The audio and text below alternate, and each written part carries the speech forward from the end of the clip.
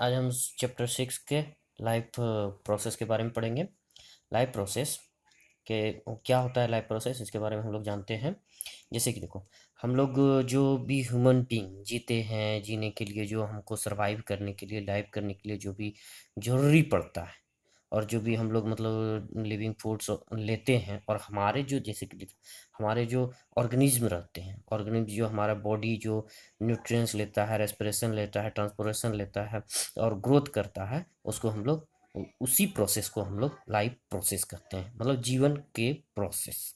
एक तरह से यहाँ से पढ़ो कि basic function performed by living organism for their survival and body maintenance are called life process. मतलब लाइफ प्रोसेस उसको कहते हैं कि जो ऑर्गेनिज्म उसमें पार्ट भाग लेता है हमारे जीवन को चलाने में, उसे हम लाइफ प्रोसेस करते हैं। उसको चलाने के लिए क्या क्या टर्म्स होते हैं, जैसे कि देखो, न्यूट्रिएंट्स मतलब पोषक तत्व, रेस्पिरेशन हम लोग श्वसन तंत्र जो भी करते हैं, ट्रांसपोर्टेशन जो कि हम लोग जो भी बाह्य नलिका या जो भी हम लोग खाते पीते हैं, ब्लड बनते हैं, सेल्स बन मतलब जो भी एनर्जी बनती है वो पूरे शरीर में दौड़ना, और ट्रांसपोर्टेशन का काम होता है। एक्सर्शन, ग्रोथ, रिप्रोडक्शन, हम लोग जो ग्रोथ करते हैं, बढ़ते हैं, जैसे पेड़ पौधा बढ़ते हैं या जीवन ह्यूमन भी बढ़ते हैं, तो ये सबको लाइफ प्रोसेस कहते हैं। ठीक है। आगे इसमें एक टर्म आता है न्यूट्रिशन, पोषक तत्व, पोषण। ठीक है। पोषण मतलब न्यूट्रिशन के बिना हम लोग हो नहीं सकते हैं। पेड़ पौधा को भी न्यूट्रिशन चाहिए कि अपना जमीन से वह खनिज लवण जल लेते हैं, और सूर्य के प्रकाश से अथी लेते हैं, सूर्य का प्रकाश लेते हैं, और जिसके कारण से वो अपना भोजन बनाता है। उसी तरह हमारे बॉडी में जो भी हम लोग को न्यूट्रिशंस का बहुत ही जरूरी पड़ता है। जैसे it is a process in which organism takes up nutrients. हम लोग का जो ऑर्गेनिज्म रहता है, या एक प्रोसेस कहलाता है जो हम लोग का ऑर्गेनिज्म होता है, न्यूट्रिएंट्स, जो कि फूड के द्वारा होता है। फूड के द्वारा हम लोग पोषक तत्व मिलता है। ठीक है। पोषक तत्व जो मिलते हैं फूड के द्वारा, उसको जो प्रोसेस करता है, एक डाइजेस्ट होता है, ऑब्जर्व होता है, मतलब हम लोग जो खाना खाते हैं वो डाइजेस्ट होता है, फिर ऑब्जर्व होता है, फिर ट्रांसपोर्ट होता है कि मतलब जो भी हम लोग खाना पीना खाए उसको हर एक वाह्य नलिकाओं में पहुंचाया जाना, फिर उसका यूटिलाइज जो होता है सारे न्यूट्रिएंट्स का, एंड रिमूव जो हम लोग का बच जाता है, जो वेस्ट पदार्थ हम लोग मतलब वेस्ट पदार्थ हमारे बॉडी के द्वारा जो हमारा वेस्ट पदार्थ निकल जाता है, इस ठीक है, इस प्रोसेस को न्यूट्रिएंट्स कहते हैं।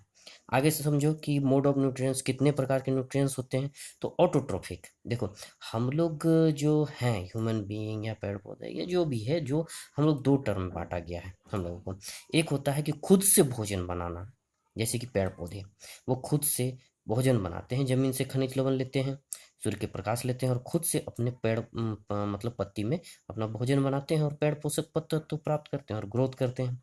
हम लोग जैसे ह्यूमन बीइंग या टाइगर, हम लोग खुद से भोजन नहीं बनाते, हम लोग किसी दूसरे पर डिपेंड। जैसे कि देखो, एक पला हुआ autotrophic, kinds of nutrition in which organism can synthesis their own food is called autotrophic mode nutrition. जैसे ग्रीन प्लांट, मतलब जो खुद अपना भोजन बनाते हो उसे न्यूट्रिशन, ऑटोट्रोपिक न्यूट्रिशन कहते हैं। ठीक है, जैसे ग्रीन प्लांट हुए।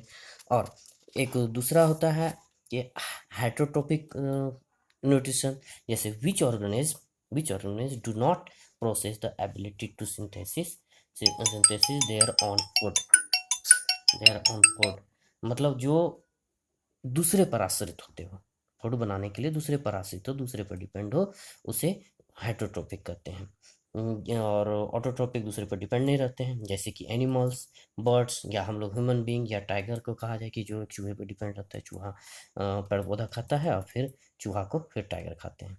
मतलब डायरेक्टली या indirectly they depends on autotrophs for their own food supply directly and और इनडायरेक्टली, मतलब डायरेक्टली और इनडायरेक्टली के वे में जो ऑटोट्रोप पर डिपेंड रहते हैं उसका हेटरोट्रोप कहते हैं। आगे इसमें टर्म आता है फोटोसिंथेसिस।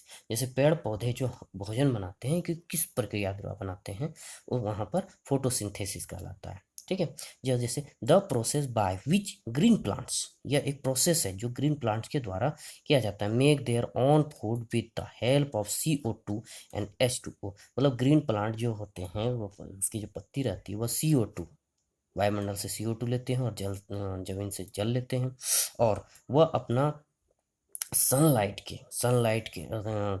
सनलाइट के मौजूदगी में और क्लोरोफ्लोर की मौजूदगी में वह अपना भोजन बनाते हैं। जैसे कि देखो CO2, कोई भी ग्रीन प्लांट जो होता है वो CO2 लिया, फिर H2O लिया, और सनलाइट और क्लोरोफिल की मौजूदगी में वह अपना क्या बनाता है, ग्लूकोज बनाता है। ठीक है, ग्लूकोज बनाता है। और O2 ऑक्सीजन छोड़ता है, ऑक्सीजन एब्जॉर्ब करता है और जल निकालता है। ठीक है, अब देखो यही चीज करने के लिए फोटोसिंथेसिस पेड़ के पत्ती जो करते हैं, पेड़ के पत्तियां में जो रहती है, मतलब ये हमारी जो रहते हैं, तो ये जो रहते हैं पोर जो निकले हुए रहते हैं, जो इसको हम लोग ऐसे समझते हैं कि पोर जो निकले हुए रहते हैं, तो इस पोर में जो ये छिद्र जो होते हैं, रोम छिद्र होते हैं, उसे कहते हैं स्टोमाटा।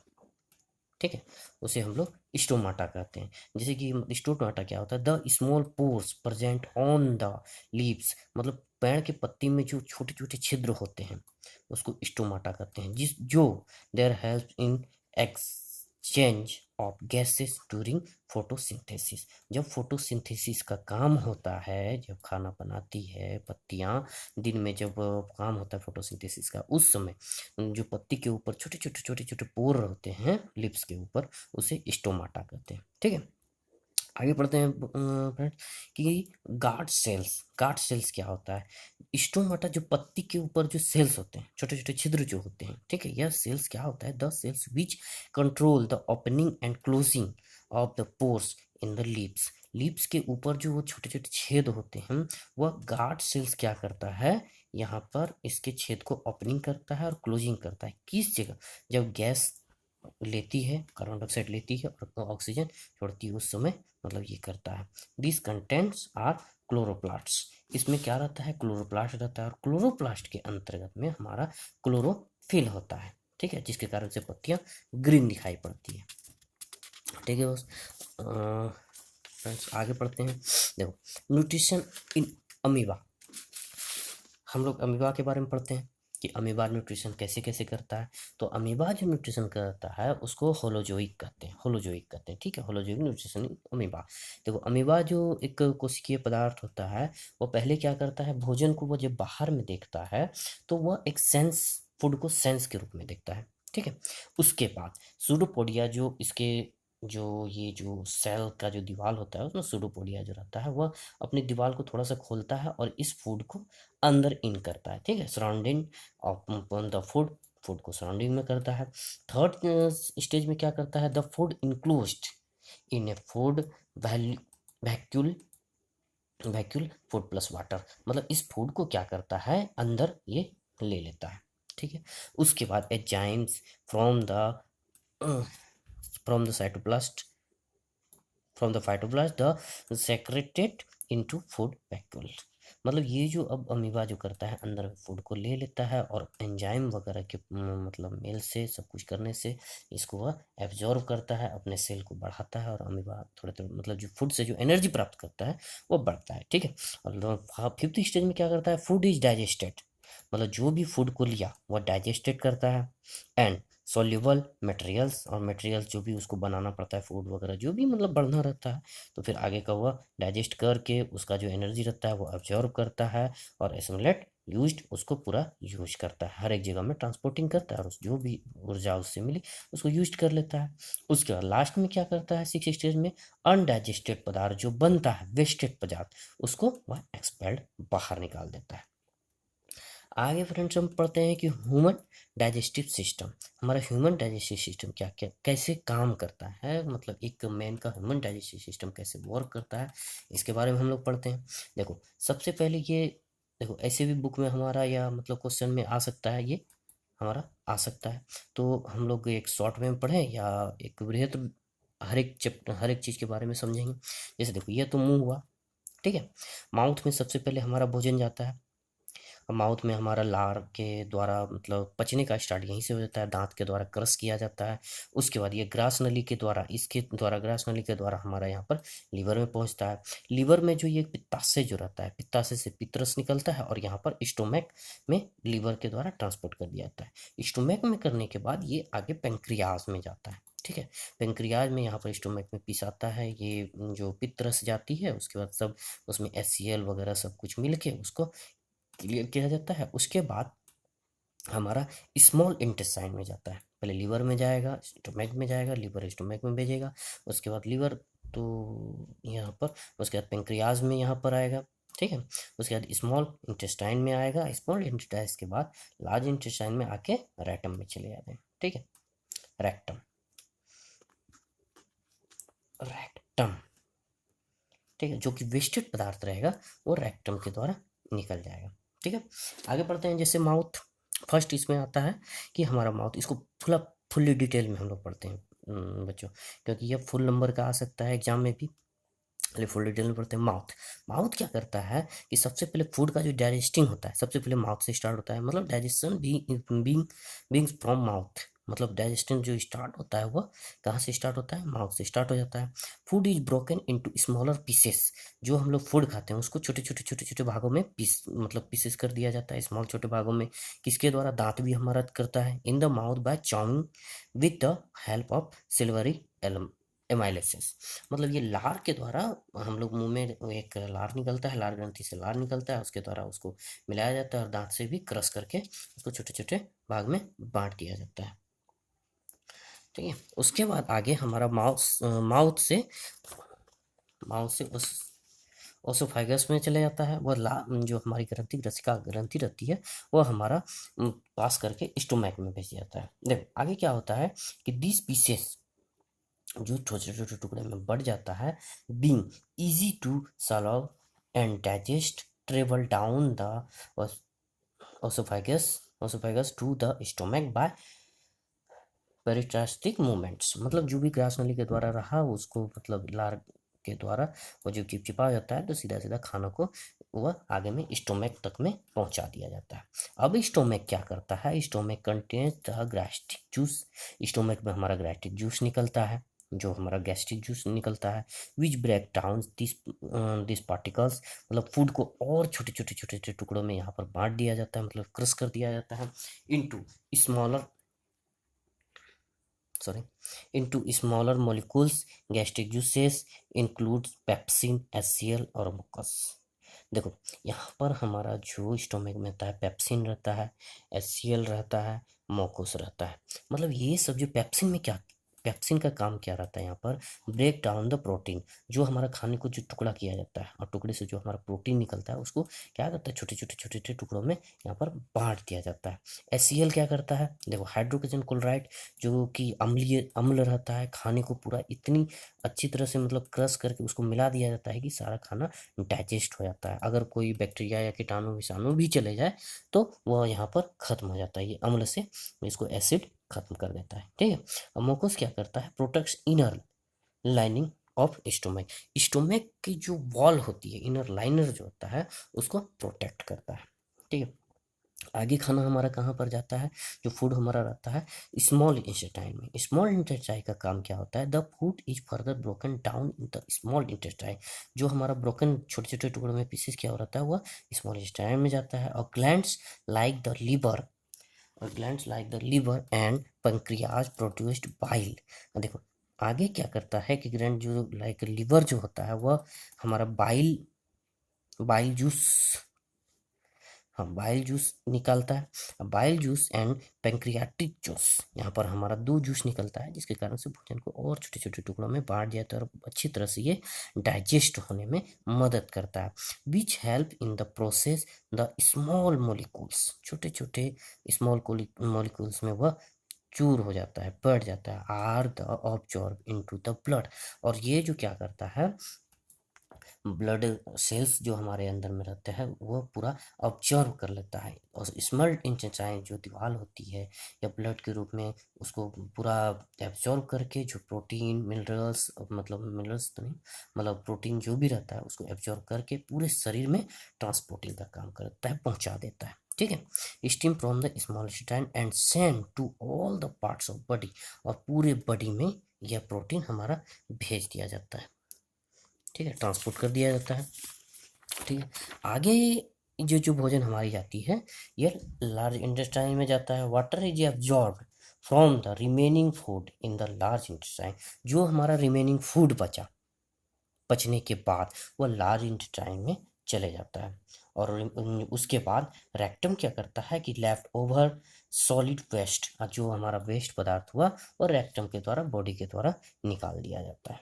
ठीक है, यहाँ तक बच्चों हम लोग पढ़े कि मतलब ह्यूमन का जो कैसे कैसे उसमें जो हमारा डाइजेस्ट सिस्टम, जो कंप्लीट डाइजेस्ट सिस्टम जो होता है उसके द्वारा पढ़े। एक बार हम लोग इसको देख लेते हैं कि खाना हम लोग भोजन मुंह के द्वारा खाते हैं, वहाँ ग्रासनली होता है, मतलब लार जो निकलता है, लार के द्वारा दांत के द्वारा क्रश किया जाता है, उसके ग्रासनली के द्वारा यहाँ इन करता है, यहाँ पर आके लीवर में आता है, लीवर हमारा खाने को कहाँ स्टोमक में डाल देता है, स्टोमक में हमारा जूस निकलता है, उसके बाद HCl रहता है, हाइड्रोक्लोराइड रहता है, पेप्सिन रहता है और स्टोमक रहता है, वो उसको पूरी तरह मकुस पूरी तरह उसको चूर चूर करके उसको डाइजेस्ट करने में हमारी मदद करता है। उसके बाद हमारा जो नीचे जाता है तो स्मॉल इंटेस्टाइन में जाता है, पेंक्रियाज में जाता है, पेंक्रियाज में अच्छी तरह जो अम्ल निकलते हैं, बाइल अम्ल, और वो जो निकलता है उसको अच्छी तरह पेंक्रियाज रस निकलता है, वो पूरा डाइजेस्ट खाने को कर देता है।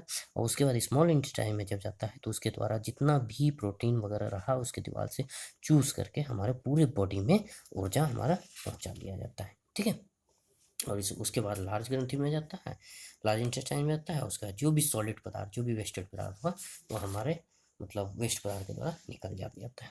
ठीक है, उसके बाद हम लोग पढ़ते हैं बच्चों रेस्पिरेशन। रेस्पिरेशन क्या होता है? देखो, ये हमारे एग्जाम में पूछता है कि रेस्पिरेशन हमारा दो तरह का होता है। ठीक है, देखो रेस्पिरेशन का मतलब होता है कि takes place in the presence of oxygen.